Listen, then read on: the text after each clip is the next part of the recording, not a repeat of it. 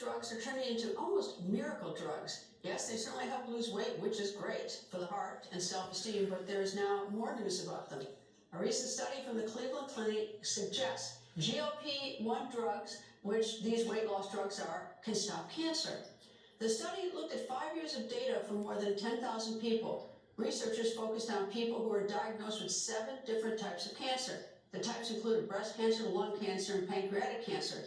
Researchers looked at patients who started taking GLP-1 drugs after they were diagnosed with one of those 7 cancers. And the study found in 6 of the 7 cancers, patients were less likely to see their tumors grow. It's fantastic news. Board-certified OBGYN, obesity medicine physician, nutritionist, and of course, my very good friend, Dr. Jennifer Ashton joins me. Nice to see you. You too, Brenna. Listen, you described the study perfectly. You don't need me to fill in the blanks. It's pretty big and potentially exciting news.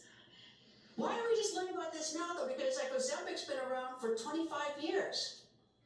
Well, listen, as you and I both know, in media, a lot of things sound like they're new when the reality is they're actually not new. So, there's been suspicion and observation that these drugs work in a variety of ways that are independent of weight loss, and one of them is on the immune system. You and I have spoken about that before. Another one may be modulating cancer cells or the metastasis or spread of cancer cells. That's not new. This study and this trial and the way these researchers followed this group, and again, this was observational, so as you know, we need prospective, we really need to connect the dots on the science and the medicine here. It needs to be cause and effect.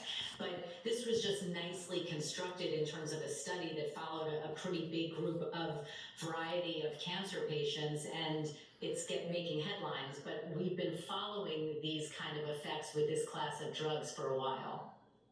Well, if this class of drugs stops the progression, does it necessarily follow that maybe it will impede a recurrence?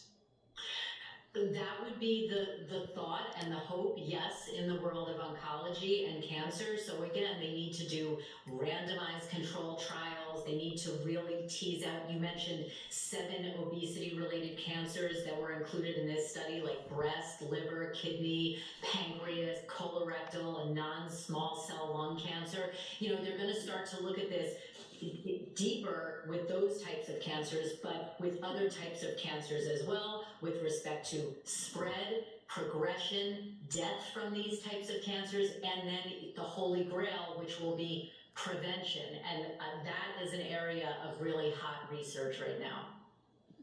Is there a little bit of a problem this way, is that the doctors are learning all this, and you say it's been around for a long time, but that if you were to prescribe as a doctor not for obesity, that it would be then, quote, off-label, and that then you've got a problem there with your license, with the FDA and everybody else?